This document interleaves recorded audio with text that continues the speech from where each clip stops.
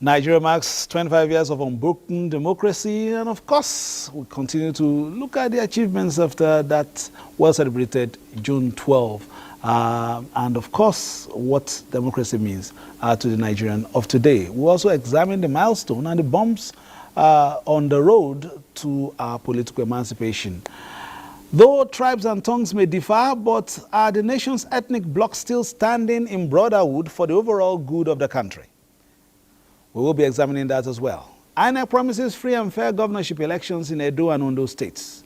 And PDP insists on the arrest and prosecution of former resident electoral commissioner of Adamawa State. Also on Political Update today, we will evaluate the role of political parties and their contributions or lack thereof to the nation's political stability. I'm Fisaya Ogunfue. Welcome.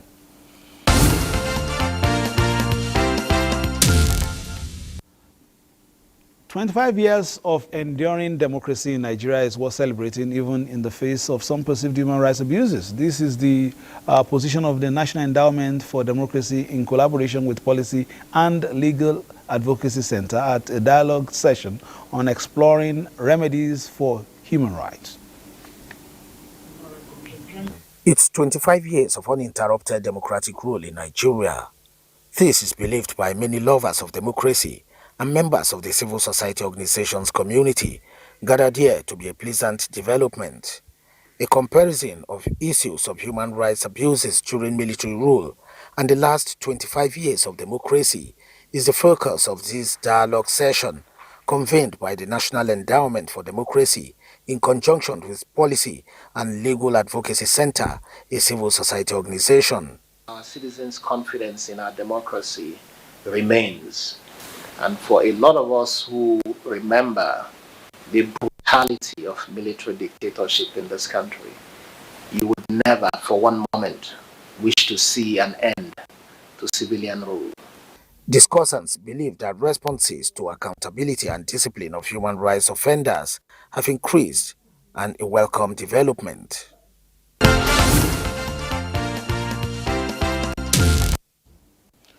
The Independent National Electoral Commission says the Edo and Ondo state governorship elections coming up later in the year will be free and fair, as lessons from the 2023 general elections have placed INEC on a sound footing.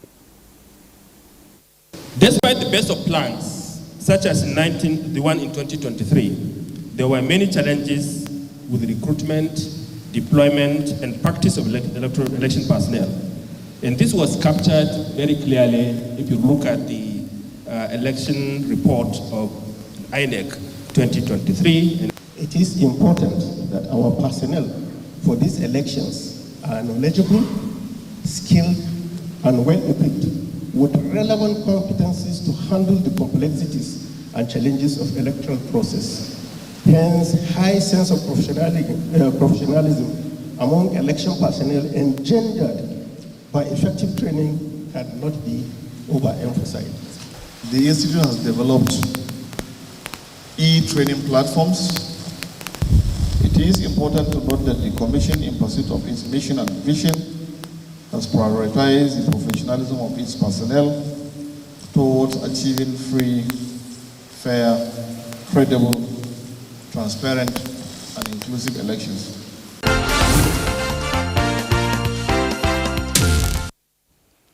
The leadership of the People's Democratic Party has urged the Inspector General of Police to address the issue of the former Adamawa State resident electoral commissioner.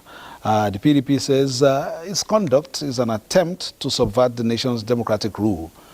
Let's hear from that submission.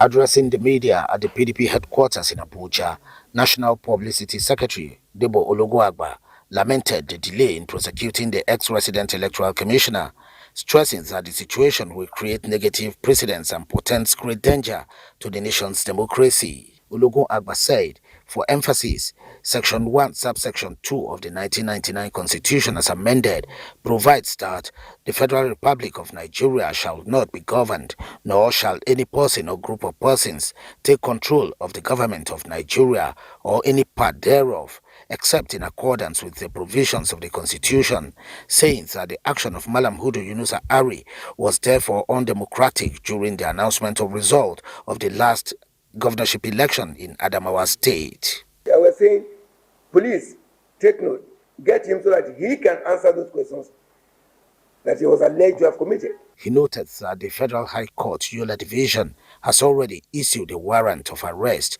of Hudu Yunusa Ari in May 21, 2024, mandating the Inspector General of Police to produce Hudu Yunusa Ari to appear before the court to face charges preferred against him.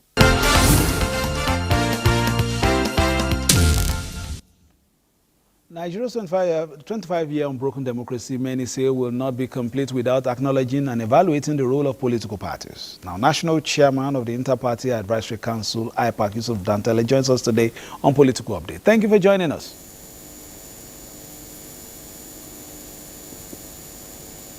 National Chairman, IPAC, thank you for joining us. Good afternoon.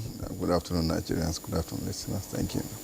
All right, the nation's political parties evolved appreciatively to capture the aspirations of Nigerians? I think, political parties are doing what they can. You see, in the past, political party as an institution or institution of democracy was really strengthened beyond what it is today. With the withdrawal of grants and subvention to political parties and a few other things, individual politicians are now stronger than politicians. And this is one of the things we have been clamoring for, to see how political parties can be strengthened through restoration of some of the things that serve as the strength or backbone of pillars of political parties. Secondly, we'll look at the establishment of the institute like State Independent Electoral Commission that have taken away the powers to conduct election at the grassroots from INEC to this body. And then we all know as Nigerians that what is happening does not represent the will of the people. And therefore, democracy, if it is not grassrootized, you have taken away inclusivity. So, and in the absence of inclusivity, democracy is, I would say, is injured. For democracy, we all, by the definition of the founders, is government that is formed by the people, administered by the same people for the benefit of the same people. But what we have somehow, to a greater extent, does not reflect the meaning, the true meaning of democratic representation and practices in Nigeria. So it's not about political parties. It's a systemic problem. It's about Nigerians, it's about all of us coming together to agree that this is what we want, and then change our values, look at what we really want and how to make things better. But let's look at some of the practices, really, because when you talk about the leadership recruitment process, a lot still, hangs on the political parties and how you go about presenting to us those who we will vote for as citizens. Now, let's look at, some of the experiences we've seen in the past 2 years of, cross-carpeting in droves, especially when we get to key election junctions. How can that be discouraged? Or has that come finally to stay? You can't solve a problem by looking at the stems or the symptoms of the problem. You must look at the foundations. You must address the foundations of the problem. Individuals, I will repeat, individuals as politicians are stronger than the institution. A situation where you have left or you leave the political parties to see how they can fund themselves. See whatever you can. For today, INEC audit our political parties' fund in our account where we don't know the source of these funds. Look at the nomination forms for some political parties for election. How many people, how many Nigerians with our economic state today can afford to pay these things? Some of these nomination expression of interest, they're outrageous. So until we agree, we look at it. What does political party need how is political party funded? Where do we derive our powers from? Yes, we might have all the constitutions, the manifestos, but funds, election in Nigeria, election in Africa is expensive as it stands today. And then, sincerely, the remuneration of political office holding in Nigeria too is another factor. So people deploy every arsenal to see how they can get into that office. And it is about who pays the piper that dictates the tune of the music. Most of the political parties are at the mercy of political leaders who dictates what happens in the parties, because they are the ones that provide the resources with which these political parties are driven. All right, let's now ask you. You know, you are on the saddle now as the national chairman of the party of the council that looks at some of the affairs of the parties. What are you proposing for us to migrate from money politics to politics of ideology? What we are proposing, first, we should look at the remuneration of political publics. It is outrageous. People go predominantly to transform their economic status, not to serve the people. This is a fact that we must look at. And for these reasons, the value push people or propel people to do whatever they can to ensure that they get it either by hook or by hook. Thank you. And then that is one. Politics of winner takes all and loser lose all. We're just coming from the State House where the former president, Goodluck Ebele Jonathan, GCFR, talked about inclusivity. That it mustn't be about if you win, you take all. That for a state, for instance, where a candidate make 45% in the election, but at the end of the day, the person who got 55, 60 is declared the winner, and that is all. We don't want to know what the person have to contribute to the system. So these are one of the things we should look at. Secondly, look at the local government structure as it was in the past and local government structure as it is today. Thanks to Mr. President and then the Attorney General of the Federation that has gone to court to challenge this issue of local government autonomy and joint account operated by state and local government. For us, it is an aberration. And that is why the governors have refused to allow the local government to exist through the instrument of State Independent Electoral Commission. If we talk about democracy, people must be allowed to choose who they want, especially the third tier of government, which is the lowest and then the closest to the people. Look at the insecurity we have. All these things are products of failure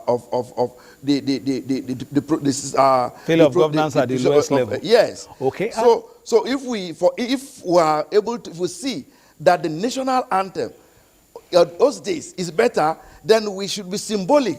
What it means is that most of the practices then in the past, we should look at it again to see how we can make Nigeria better. All right, okay, let's look at, you've made some of these proposals, but let's look at the issue of, the parties under you, at least where you guys, you meet in terms of, join on some of these things. Do you have a buy-in of all the parties, especially the big ones? We do.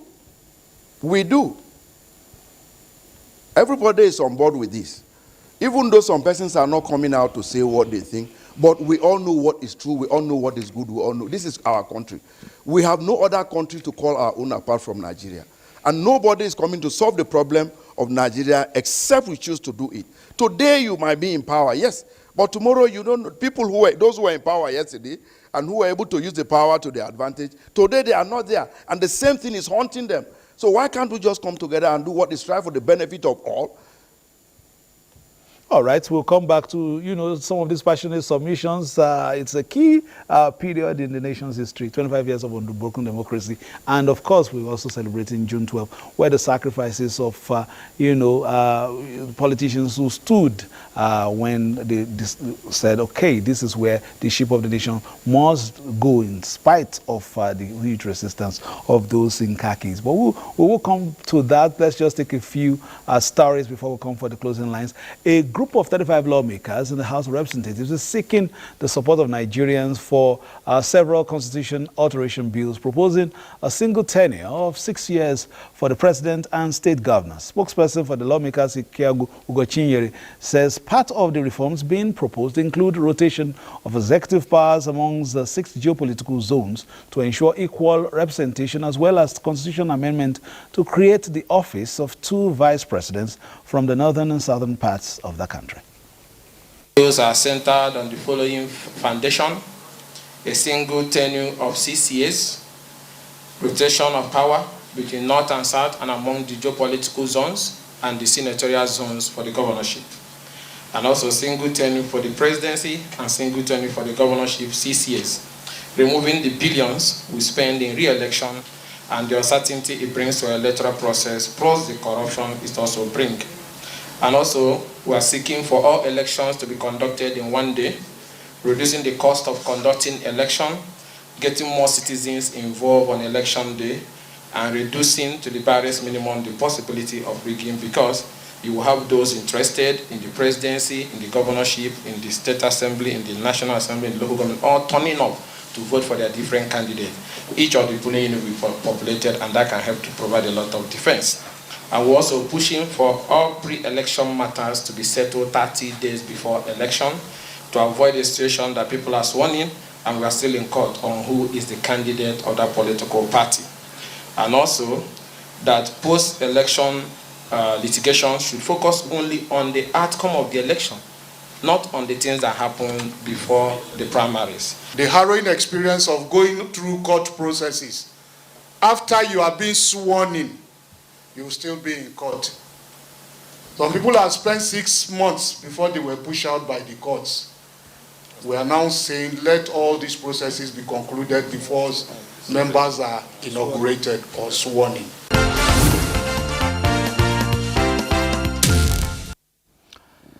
Mr. Chairman, you heard some of these, reforms being put forward. What are your, thoughts on some of these things? Or have you been consulted in terms of IPAC and how this should come forward? Of note, of course, apart from the single tenure, we're looking at elections, all elections in one day, to keep everybody busy so that you don't influence what is not in your province. It's not about consulting us. This has been the part of IPAC since the leadership of IPAC under my watch. We are in line with what they are saying. These are a few of some of the recommendations. One of the things we recommend is the scrapping of our State Independent Electoral Commission and granting of total autonomy for local government and state houses of assembly. Secondly, the appointment of our INEC chairman have been taken away from the hands of the president, because it is an aberration for you to appoint somebody who will oversee your own election. Additionally, we propose the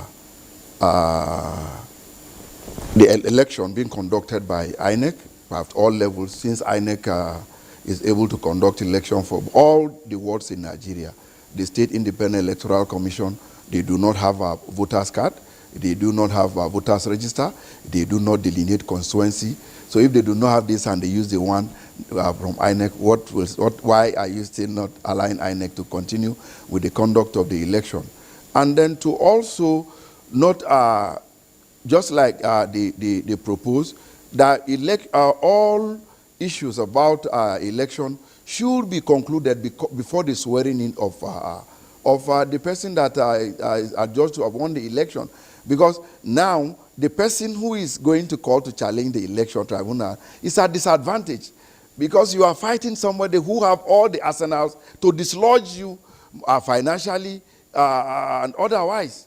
So it is a good suggestion, and we are in line with it. I personally want that. Okay, I support it. So these are a few of some of the and many other recommendations that we have on paper that we're presenting to the National Assembly for the... You are particularly passionate about the state independent electoral bodies. Perhaps you feel that they are not totally independent. They are not total. They are not even independent. They are in the pockets of the governor. You know you are Nigerian. For anywhere that you... Okay, for today, look at the election that have been conducted in a few states after the general election. The turnout that the turnout on paper that we see in the outcome of the result is far different from the general election. Where are the people that are coming out to vote during the general election? The one that matter most. That is one. But two, you said that the local government elections are closer to the people. Perhaps that's why. It is not. It is not. If you look at some of the rules, some of the set out rules, some of the conditions that are being set out by state independent cannot be met with people who actually want to administer and look at the people. What they spend, some of the conditions are more stringent than the national election. You see, local election is for me is very, very key and most important election, because that's the one that is Are you closest to troubled the by people. some of the results when one political party perhaps sweeps everything and everybody votes, even nobody was sick? It is not about being troubled. It is about the reality. It is about Nigerians. It is not about me.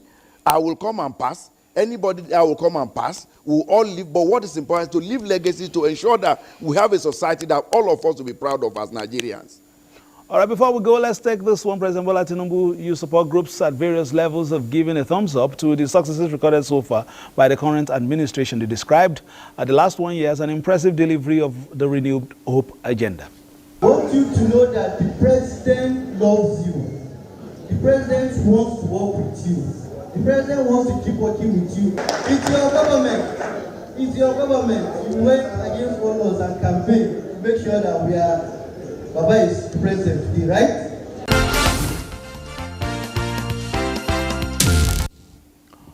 All right, before we go, Yusuf Dantale is still here, National Chairman of the Inter-Party Advisory Council. We're marking 25 years of uninterrupted democracy, and of course, also this week we're marking June 12, remembering the June 12 election and what that means for this Fourth Republic. Before I let you go, 2 off-cycle elections later in the year, Edo and Ondo State governorship elections. From the party angle, what are your expectations, especially in terms of the conduct of those elections? We have had engagements with INEC and their political party levels. For us, I think INEC is prepared for this election. In the last Edo election, INEC delivered election that was applauded by all, and I believe they will do the same thing. What is important is not really about INEC, about party. It's about Nigerians, it's about politicians, it's about the system. Until we change these things, the same problems will continue. We are Nigerians. We must believe in the fact that governance is about the welfare of the people. We should look at it. The welfare, are we doing well? Are we representing the people? Are we providing the wherewithal for people to survive? These are some of the questions we should ask ourselves as people who seek to lead the people. National Chairman, Inter-Party Advisory Council, Yusuf Dantale, thank you for being a part of Political Update today. You're welcome. Thank you. Hopefully, you will continue to, contribute your own quota to national development, especially from the perspective of the political parties. That has been Political Update for today. Tomorrow, we'll be having a special on June 12. I'll be giving you documentaries, news, reviews, previews, and interviews on the network service of the Nigerian Television Authority. My name is Fisai Ogunfi. Thanking you for watching this and saying, keep it locked on Africa's finest and largest. Bye-bye now.